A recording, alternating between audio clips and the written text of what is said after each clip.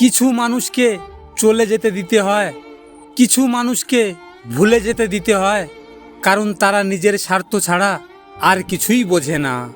মানুষের দাম বেড়ে যায় কখন জানো? যখন তুমি তাকে আপন ভেবে গুরুত্ব দেবে, তখন সে তোমাকে এমন ভাব দেখাবে যেন তার কাছে তোমার কোনো মূল্যই নেই। বাড়ির বউ তখনই সবার কাছে ভালো হয় যখন সে চোখ থাকতে অন্ধ আর মুখ থাকতে বোবা হয়। কথাটা শুনতে খারাপ লাগলেও এটাই বাস্তব। মানুষের শরীরের সুন্দর অংশ হলো মন, সেটাই যদি নোংরা হয় তাহলে সুন্দর চেহারা দিয়ে কি হবে?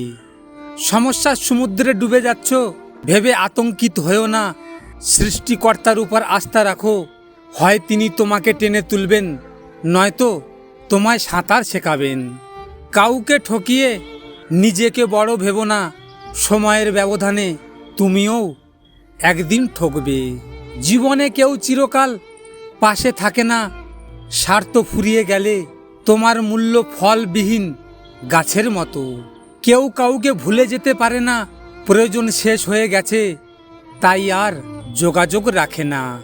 একদিন তুমিও বুঝবা কাউকে মিস করা কতটা কষ্ট হয়। হয়তো কাঁদবে কিন্তু শব্দ করতে পারবে না, ঠিক আমার মতো। আমার এই ছোট্ট জীবনে আমি তো কষ্ট ছাড়া কিছুই পেলাম না, এটাই হয়তো বিধাতার দেওয়া শ্রেষ্ঠ উপহার। বলেছিলাম তোর সুখের জন্য সব করতে পারি, কিন্তু তোর সুখের জন্য তোকে ভুলে যেতে হবে তা কখনো ভাবি নাই।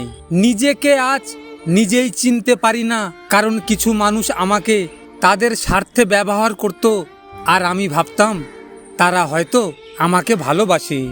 আমি ভাবতাম তুমি আমাকে বুঝো, পরে দেখলাম না, তুমি আমার থেকেও বেটার কাউকে খোঁজো। একটা কথা কি জানো প্রিয়, আমি তোমাকে ছাড়া যদি ভালো থাকতে পারতাম তাহলে কখনো তোমার সাথে একটু কথা বলার জন্য এতটাই পাগলামি করতাম না।